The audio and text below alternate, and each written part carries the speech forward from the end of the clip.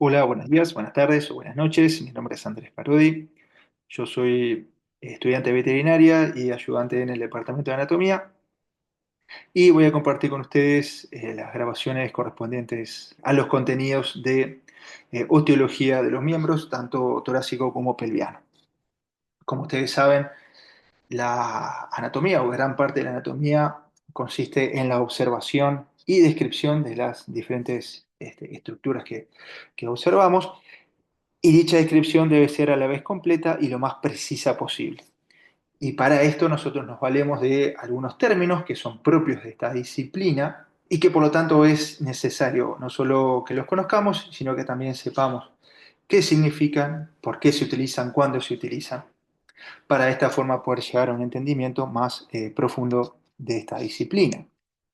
Con esto en mente, el objetivo de esta grabación, que pretende ser muy introductoria, como dice acá, es repasar y determinar el alcance conceptual de términos usualmente utilizados para la descripción de los accidentes óseos, con énfasis en el estudio de la osteología de los miembros. Ustedes saben, accidentes óseos es una expresión, si se quiere, muy amplia, que refiere a cualquier irregularidad que presenten los huesos. Sabemos que los huesos no son completamente lisos, sino que tienen ciertas irregularidades que pueden ser tanto elevaciones de muy distintas formas, más amplias, menos amplias, afiladas, con punta, ¿no? O también pueden ser depresiones más, menos profundas. Podemos también tener orificios, agujeros, y bueno, todo eso constituye lo que llamamos en conjunto accidentes óseos. ¿Sí? Después vamos a ver que los accidentes óseos muchas veces tienen relación con la función. No están ahí porque sí, sino que tienen, digamos, un porqué. ¿Sí? Lo vamos a ir viendo a medida que vayamos haciendo las distintas descripciones. Y bueno, lo que vamos a hacer es ver algunos de los términos, obviamente no todos, ni tampoco necesariamente los más importantes, pero sí algunos de los más utilizados para la descripción de los miembros tanto torácicos como pelvianos, y que muchas veces se prestan a confusión. Por eso creo que es necesario poder hacer este pequeño repaso y discutir algunos de estos términos. Y vamos a empezar con el primero, que es cabeza.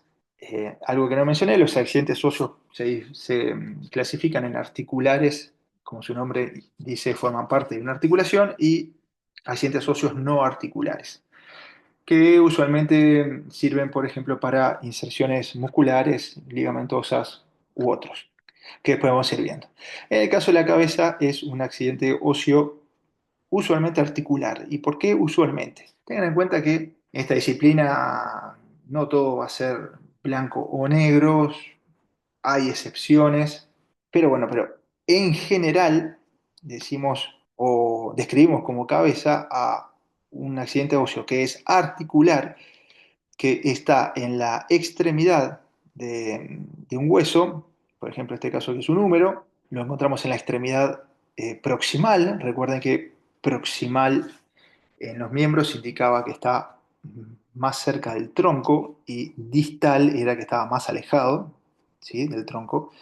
Bueno, en la extremidad, en este caso proximal, encontramos este accidente, ¿sí? Lo mismo en el fémur, y acabo en el caso de este hueso que se llama astrágalos, un hueso de la región del tobillo. Después lo vamos a estudiar con un poco más de detalle, ¿sí? En este caso también es un astrágalo, pero en este caso es de un humano, este es de un equino, con la característica de que tiene una forma de esfera, o mejor dicho, de semiesfera, ¿sí? Como la mitad de una pelota, vamos a decir, en forma más coloquial. Viendo este hueso, nos podemos hacer una idea de que esta superficie es articular, porque las superficies articulares en general se ven lisas.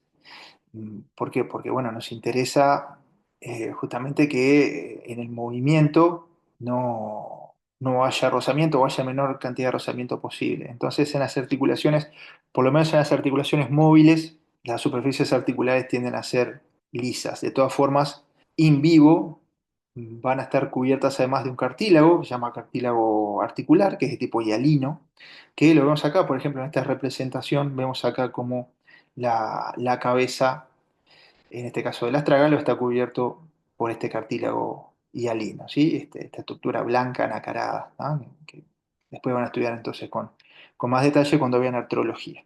Bien, entonces, recapitulando, cabeza es un accidente óseo articular, usualmente en el extremo de un hueso, con forma de semiesfera, como vemos acá y como vemos acá. Ahora, tengan en cuenta que si yo digo cabeza así, solo a secas, no sé a cuál me estoy refiriendo. Bueno, me estoy refiriendo a esta acá, del húmero, a la del fémur, a esta. Hay otros huesos también, obviamente, la ulna, por ejemplo, que tienen cabeza. Entonces, ¿a cuál me estoy refiriendo? Por eso, cuando hablamos de accidentes óseos, usualmente necesitamos el nombre y, entre comillas, ¿verdad? El apellido también. Algo que identifique, diciendo, bueno, yo me quiero referir a este accidente y no a este, y no a este, y no al de otro hueso.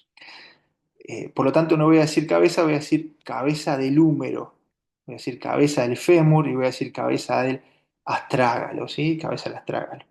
Si te dan en cuenta desde ahora que este hueso se denomina astrágalo y no astrálago, como a veces se escucha por ahí.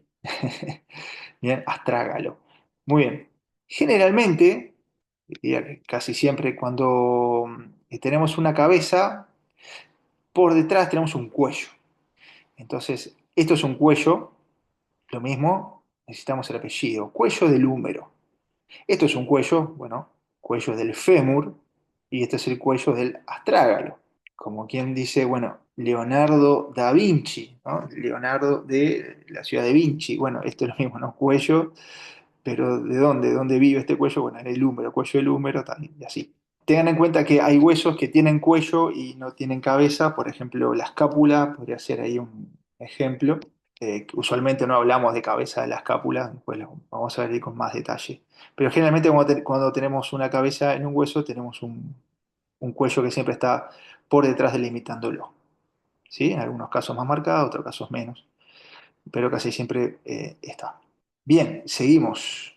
El segundo término que vamos a compartir es el de cóndilo. La palabra cóndilo viene del griego, cóndilos, que significa nudillo, nudo o nudillo. Y justamente porque refiere a estructuras, a accidentes óseos, también articulares, o sea que también tienden a ser bastante lisos y estar cubiertos por cartílago articular, cartílago articular hialino, pero que a diferencia de las cabezas, tienen una forma más ovalada. Por eso lo de nudillo, ¿verdad? Acá, por ejemplo, en este caso queda bastante claro, o en este es una saliencia ósea en forma, vamos a decir, de huevo o de pelota de rugby, ¿está? Un poco esa idea. Y lo mismo, después le vamos a dar el apellido. En este caso, bueno, no me voy a limitar en esta clase introductoria a huesos de los miembros, sino para dar ejemplos voy a tomar huesos de distintas partes del cuerpo. En este caso estoy viendo el cráneo de un perro, lo estoy viendo desde atrás. Recuerdan que cuando digo que la vista es desde atrás, digo que es una vista caudal, como que lo veo desde la cola. Y estos son los cóndilos. Como dijimos, son estructuras articulares, en este caso van a articular con la primera vértebra cervical, que se llama Atlas. Atlas en relación al personaje de la mitología que sostenía el mundo, porque bueno, particularmente en el ser humano, nos va a quedar el cráneo por encima de esa primera vértebra cervical. Entonces, bueno, esa idea que esa vértebra cervical es la que sostiene el cráneo, por eso el paralelismo con el Atlas. Acá también tenemos otro cóndilo, en este caso del húmero, ¿sí? La extremidad distal, ¿ah? En esa forma ahí ovalada. Acá, bueno, en realidad la imagen parece que acá fuera rugoso, en realidad acá es liso y va a estar cubierto por cartílago hialino porque va a ser articular. Y acá lo mismo en el hueso fémur, la extremidad distal del hueso fémur, acá esta imagen capaz es un poco mejor.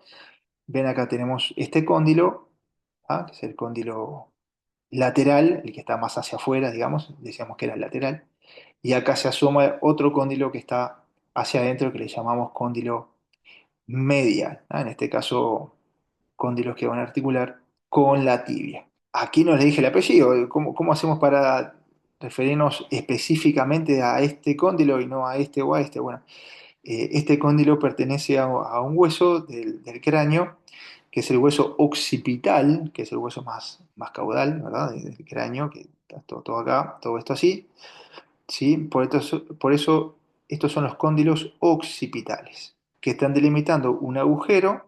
El término para referirnos a agujero es foramen, sobre todo cuando es un agujero redondeado, como este, decimos que es foramen.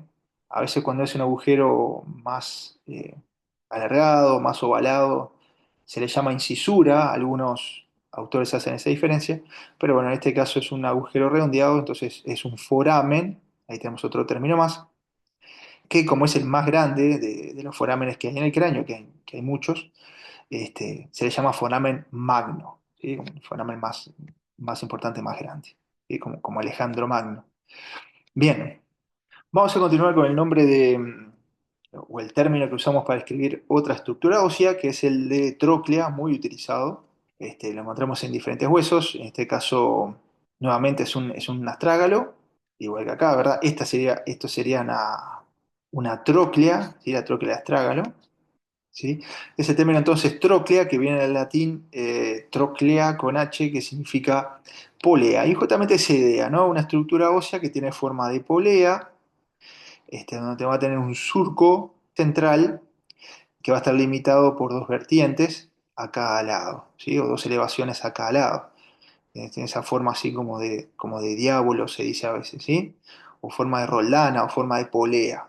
¿Tá? Entonces, si nosotros nos encontramos un hueso que tiene una estructura ósea con forma de polea, bueno, de vuelta no siempre es todo blanco o negro, pero hay grandes chances, digamos, de que esa estructura se denomine entonces tróclea. Vemos acá, por ejemplo, esto es de un perro, el húmero de un perro, y esta parte de acá quizá, bueno, en el hueso, en la sala se va a apreciar mucho mejor. Van a ver que acá tiene un surco acá en el medio, ¿sí? Más profundo, con forma de polea.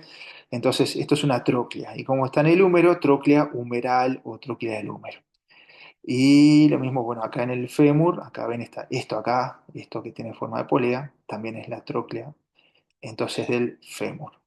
Vean acá, en el caso del perro, ya lo vamos a ver más adelante, pero podemos adelantar un poquito. Acá tenemos un agujero que, recuerden que un agujero llamado forámenes, estos agujeros así redondeados llamados forámenes, que está por encima de la tróclea. Así que a este foramen le llamamos foramen supratroclear. Va a ser importante cuando diferenciamos las diferentes especies, o sea, saber a qué especie pertenece el hueso que ustedes van a estudiar, porque esto es característico del canino, ¿tá? Del perro. A ver, puede ser que haya perros que no tengan este foramen, que esto esté obturado, tapado ahí por hueso, ¿sí? O sea, si no está no significa que no sea de perro, pero si está es muy característico entonces de esa especie, ¿sí? Foramen supratroclear. Esto también es un accidente óseo articular, por lo cual también va a estar recubierto por cartílago articular tipo hialina. Bien, si me permiten, voy a ir un poquito más atrás. Algo que me faltó mencionar en esta imagen, que creo que podemos decirlo, ya que hablamos de los cóndilos, aquí, a este nivel, no sé si se llega a apreciar, pero bueno, cuando tengan el hueso, digamos, los tenemos el hueso en la sala, se va a ver mucho mejor. Vamos a tener una pequeña elevación de este lado y hacia medial también, una elevación que está, si se quiere, por encima del cóndilo, ¿verdad? Y a eso le vamos a llamar entonces epicóndilo. ¿Ah? Epi es un prefijo que viene del griego que significa por encima de. Entonces, bueno, es una elevación que está por encima del cóndilo, ¿sí? Le vamos a llamar epicóndilo. Hay otras palabras, por supuesto, en el idioma español que también tienen este prefijo epi, denominando algo que está por encima de otra cosa, ¿no? Por ejemplo, en la palabra epidemia significa por encima del pueblo, ¿no? De dem, que es el pueblo, un mal que está, bueno, encima de todo el pueblo. Bien, vamos a seguir con otro término también muy utilizado, que es el de tuberosidad, y vamos a hacer la diferencia con tubérculo, que muchas veces lleva a confusión porque las palabras, si se quiere, son parecidas. Tuberosidad es una palabra que viene del latín que significa una protuberancia importante o abundante. ¿Sí? Esta parte acá de la palabra eh, viene del sufijo osus, que significa justamente eso, ¿no? Con gran cantidad de o algo que es muy abundante. Sufijo que también lo encontramos en otras palabras del idioma español, por ejemplo, una bebida espirituosa, ese uosa indica justamente que es muy generoso, ¿no? En ese caso, muy generoso en contenido de alcohol, ¿verdad?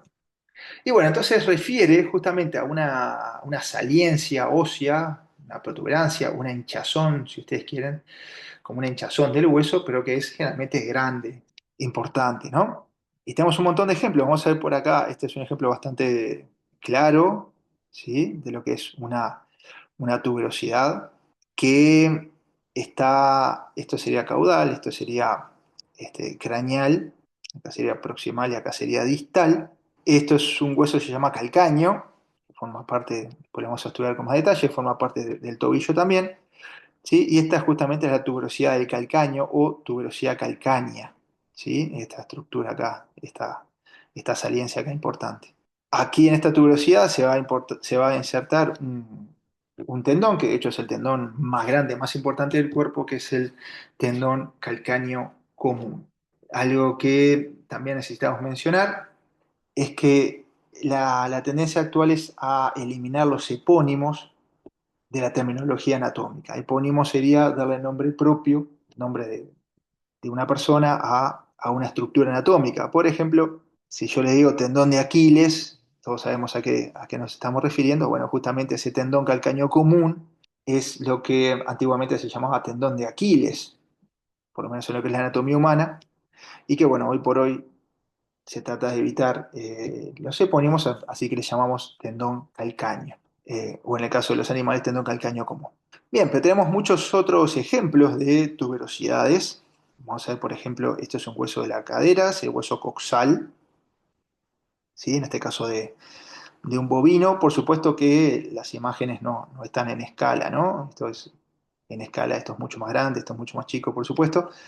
Pero bueno, acá vemos, por ejemplo, a nivel del hueso coxal, tenemos por lo menos tres tuberosidades. A ver, esto sería craneal, esto es adelante, esto es caudal, esto es atrás, esto es medial, o sea, adentro, y esto es lateral o afuera. Acá tenemos una tuberosidad que se llama tuberosidad coxal, ¿sí? Que de hecho esta tuberosidad es un importante repel de anatomía de superficie en los bovinos, sobre todo porque se ve muy claramente, ¿verdad? Sobre todo en algunas razas lecheras y demás, se ve muy claramente a través de la piel. Acá también tenemos otra tuberosidad, pero esta tuberosidad se llama tuberosidad sacra, porque acá vamos a articular con por acá va a estar el hueso sacro. Perdón, de acá para acá, ¿verdad? De acá sí va a estar el hueso sacro. Y hacia caudal, o sea, hacia atrás, vamos a tener otra tuberosidad que es la tuberosidad isquiática, porque pertenece a esta parte del hueso que se llama justamente isquio. Tuberosidad coxal, tuberosidad sacra, tuberosidad isquiática. Ven que son como protuberancias grandes, importantes del hueso, ¿no? Como si el hueso en esa zona se hubiera hinchado, por decirlo de alguna forma coloquial. Pero también tenemos acá otro ejemplo, en este caso uno de los huesos de la pierna, que es la tibia, la estamos viendo desde craneal, ¿sí? Desde adelante, y en este caso es un bovino también, y vemos esta saliencia ósea, esta protuberancia que está en la tibia, y justamente se llama tuberosidad tibial. Y si nos vamos a el hueso que constituye la base ósea de la región escapular o región del hombro, vamos a ver después más adelante, esta estructura acá se llama espina, este hueso es la escápula, y esta estructura se llama espina de la escápula, y la espina tiene una protuberancia a este nivel, más o menos por la mitad, este, que se llama justamente tuberosidad de la espina de la escápula. Algo que creo que es importante, en general, cuando nosotros vemos un hueso, capaz que no sabemos qué hueso es, qué parte cuerpo de pertenencia y demás. Puede ser, por ejemplo, de un animal extinto que no sabemos qué animal es. Pero si nosotros vemos que en un hueso tiene una saliencia ósea importante, como una tuberosidad, como acá, y sobre todo cuando esa saliencia ósea es muy rugosa, eso nos da la pauta de que ahí algo se inserta. Realmente cuanto más grande, cuanto más rugoso, lo que se inserta ahí es más fuerte, tira con más fuerza. Puede ser un músculo, puede ser un ligamento, ¿sí? Entonces, por ejemplo, acá, en la tuberosidad tibial, vamos a hacer un poco de spoiler, esto lo van a ver por supuesto más adelante, pero acá se va a insertar uno de los principal músculo extensor a nivel de la rodilla, que es el músculo cuádriceps femoral, ¿sí? Un músculo muy fuerte, ¿sí? Acá a este nivel se va a insertar músculo trapecio, particularmente el músculo trapecio torácico, después vamos a tener otro que se llama cervical, pero en esta tuberosidad particularmente se inserta ese trapecio torácico. Acá ya dijimos que se inserta el tendón calcáneo, ¿sí? A este nivel, por ejemplo, se va a insertar dos músculos, el bíceps femoral y el semitendinoso, ¿sí? También músculos muy fuertes de la logia posterior del muslo y así. Bien, y dijimos que necesitamos diferenciarlo de lo que es un tubérculo, que de hecho algunos autores casi que lo toman como sinónimos. En algunos libros he encontrado que lo usan casi en forma intercambiable, pero en rigor no son lo mismo.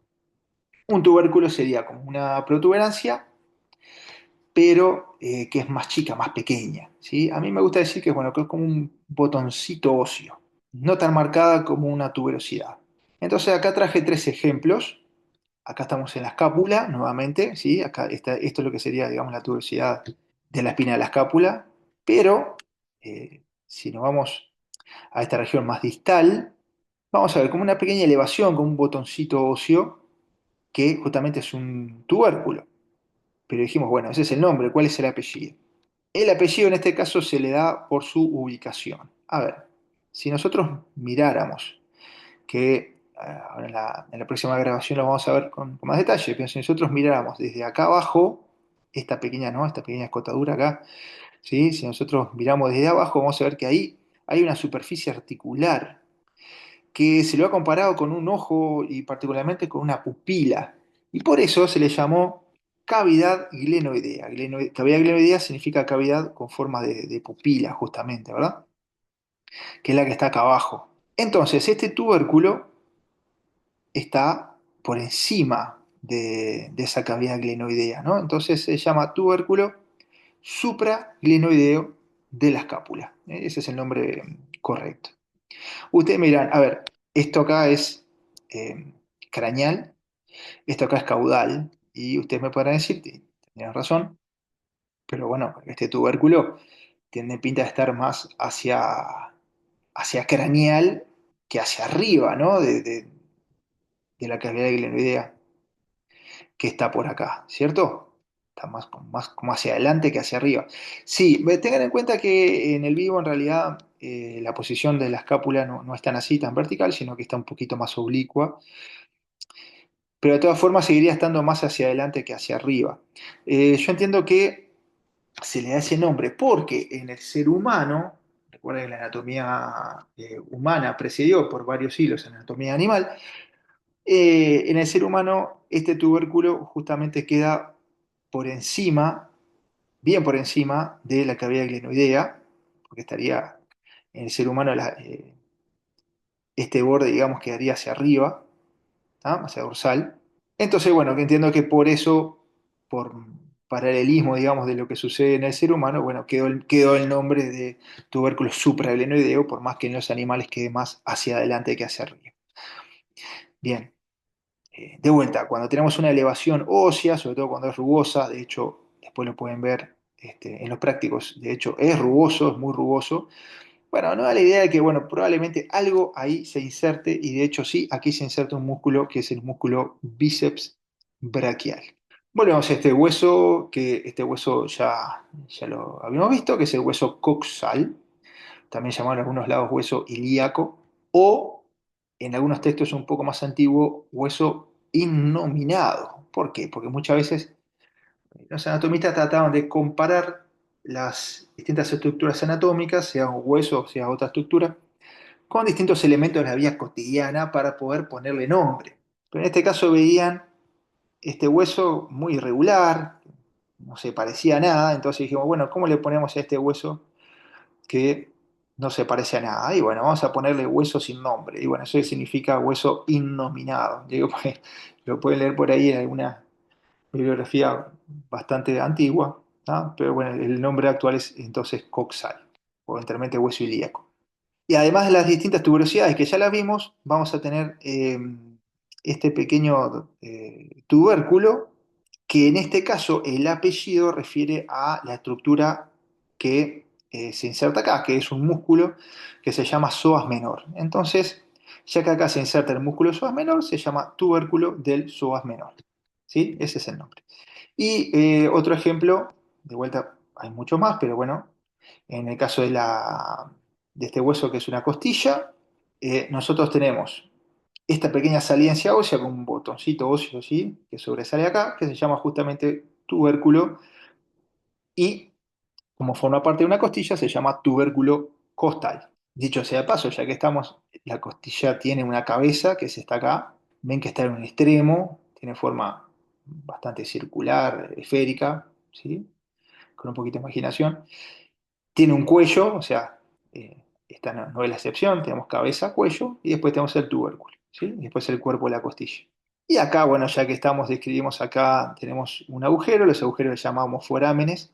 In vivo, este agujero va a estar tapado, va a estar obturado, obstruido.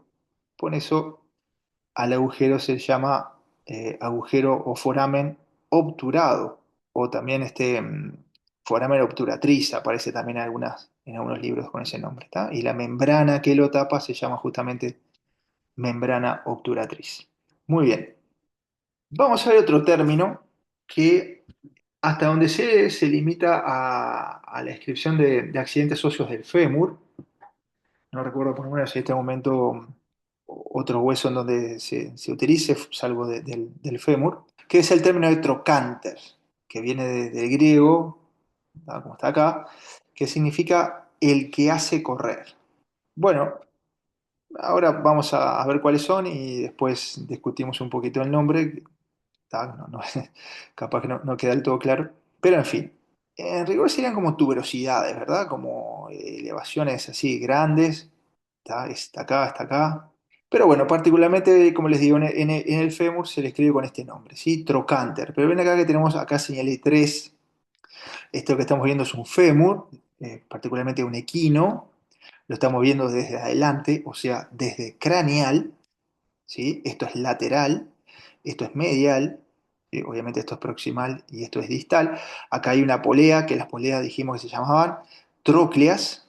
Por detrás de la polea vamos a encontrar los cóndilos. Y encontramos estas tres saliencias óseas muy rugosas y muy importantes. Acá uno dice, bueno, acá parece que hubiera dos. Bueno, de hecho es una, pero que tiene dos partes. Una parte que es craneal y una parte que es caudal, ¿sí? Pero todo esto, todo, se le llama en conjunto trocánter mayor.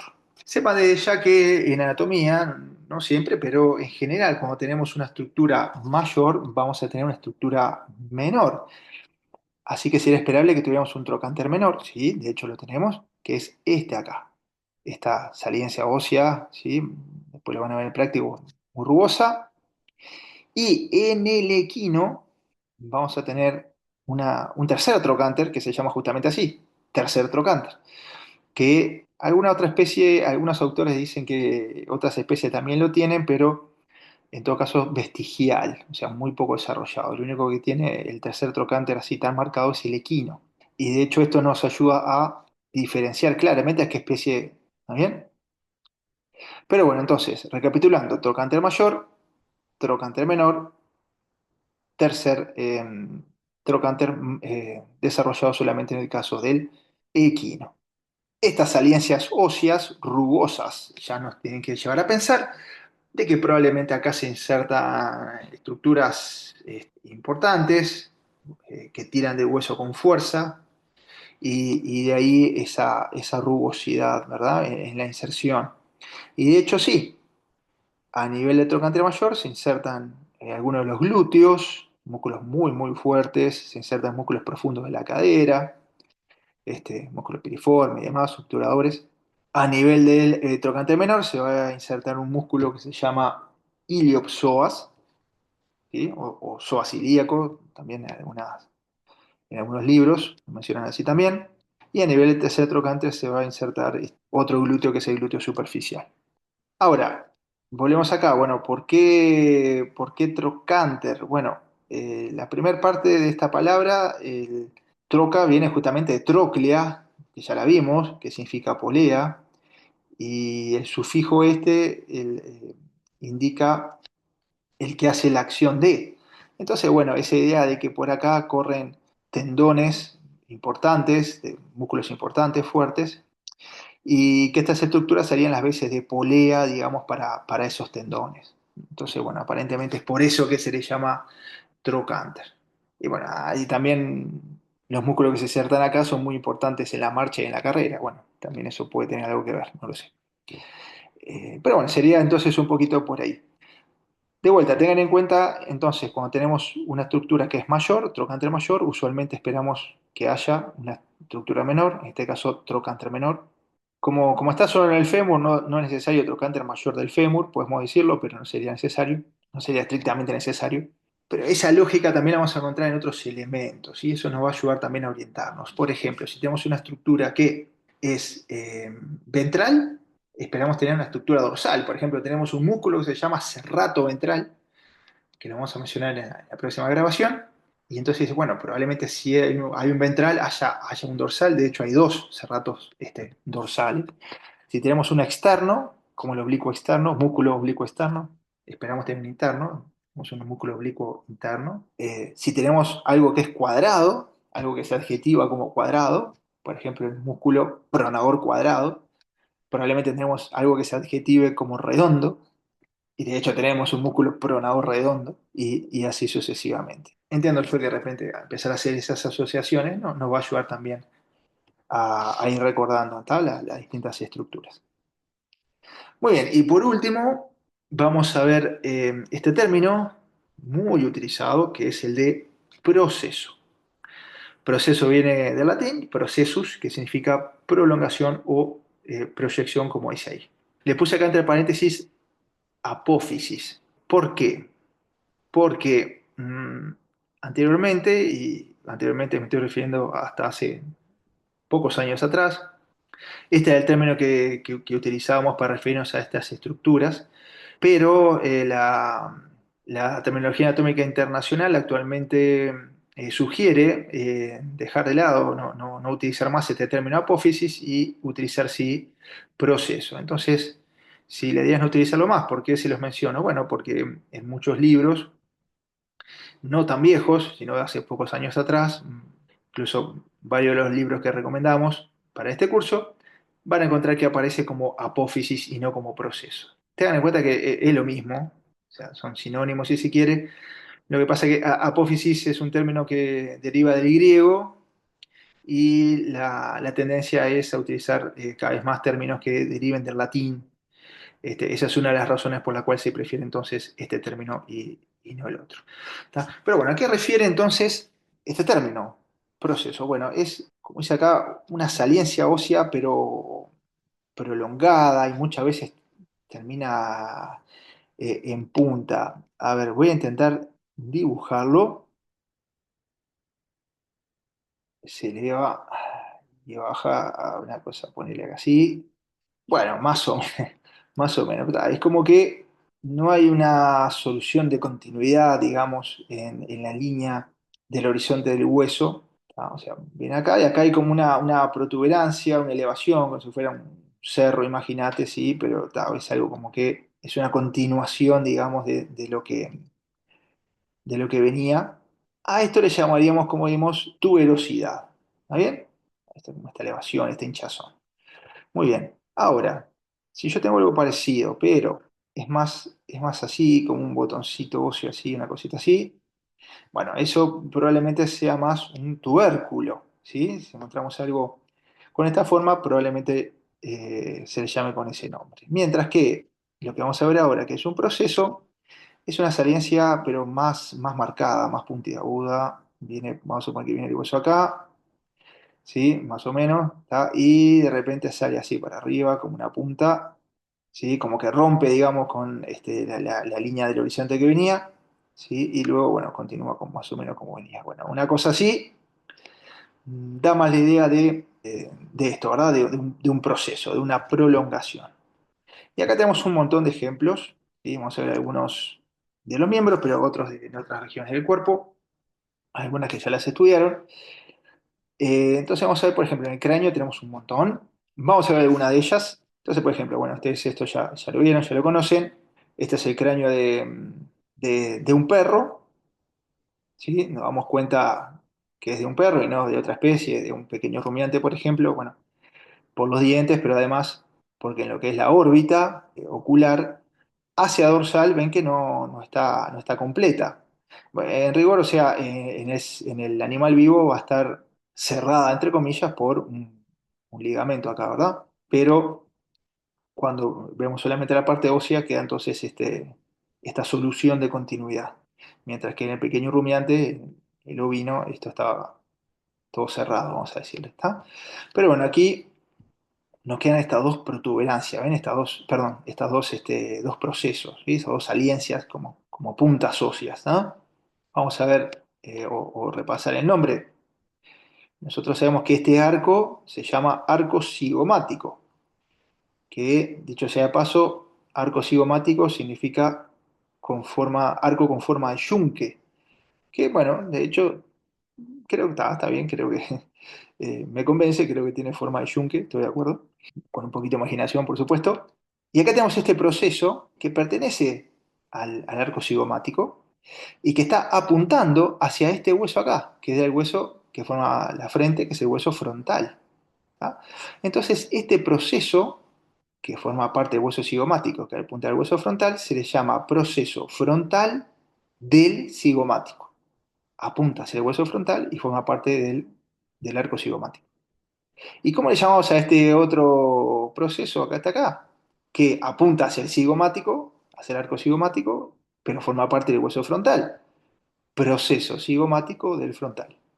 De vuelta, proceso frontal del cigomático, proceso cigomático del frontal. Bien, lo primero es hacia dónde apunta, vamos a decirlo así, y lo segundo a qué hueso pertenece. Pero también tenemos otros procesos. Vámonos, por ejemplo, a la mandíbula, el cuerpo y la rama de la mandíbula. Y acá vemos esta saliencia ósea, ¿sí? Medio en punta, que sobresale del arco cigomático como si fuera una corona, vamos a decir. Bueno, proceso coronoides de la mandíbula, ¿no? Esa idea, por lo menos yo para recordarlo, hago esa asociación, ¿verdad? Como forma ahí como una corona ahí por ahí arriba. ¿Está bien? Pero también en la mandíbula tenemos otros procesos. Por ejemplo, esta acá. A ver, es una prolongación ósea o proyección, ¿de acuerdo? Eso sería proceso según lo que vimos. Pero acá termina en una estructura ovalada, una estructura ósea ovalada, articular, y este tipo de estructuras le habíamos dicho que se llamaban cóndilos.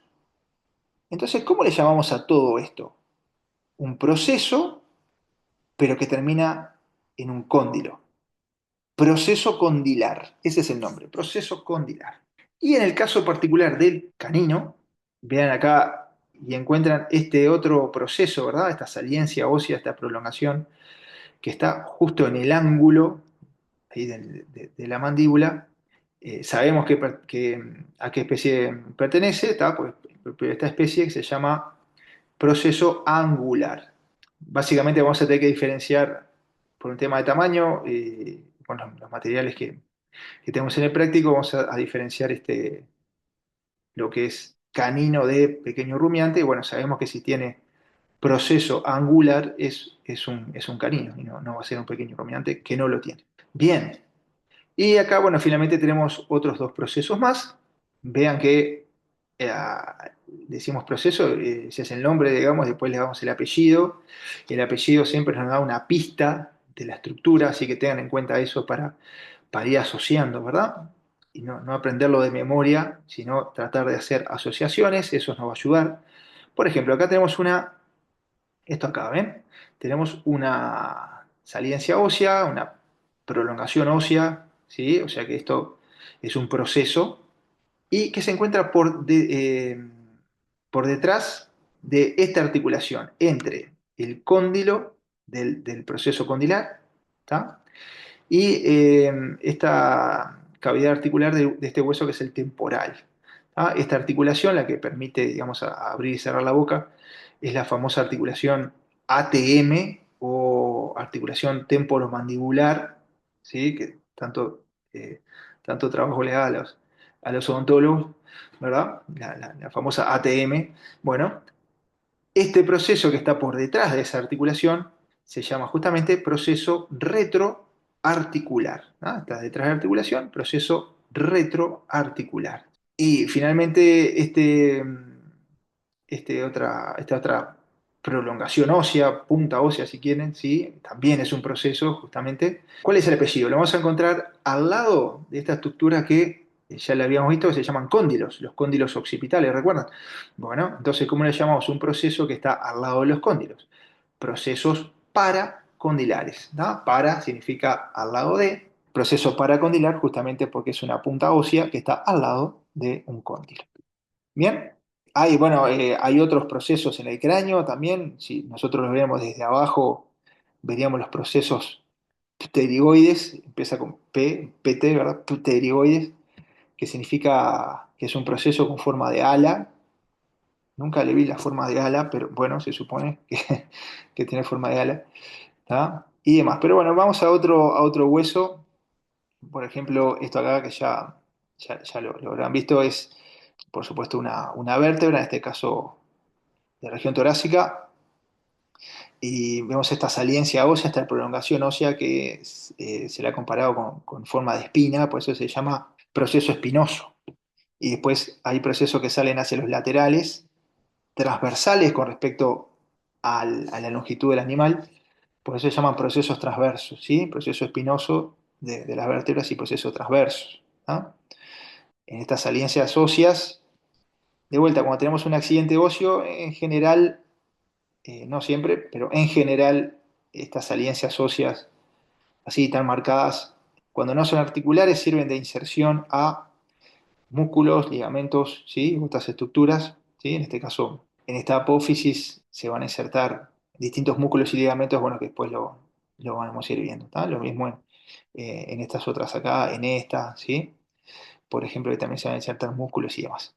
Y acá, bueno, un ejemplo de contenido que nos compete en las próximas clases, que son los miembros. En este caso, estamos a nivel del antebrazo, estamos viendo el extremo distal del antebrazo con sus dos huesos, el más voluminoso acá es el radio y este es la ulna, antes llamada cúbito, ten en cuenta que el nombre actual es ulna, y vemos que tiene dos saliencias, como dos prolongaciones o puntas óseas, una hasta acá, la otra estaría acá, que son procesos, se llaman procesos, y por su forma estilizada se llama procesos estiloides.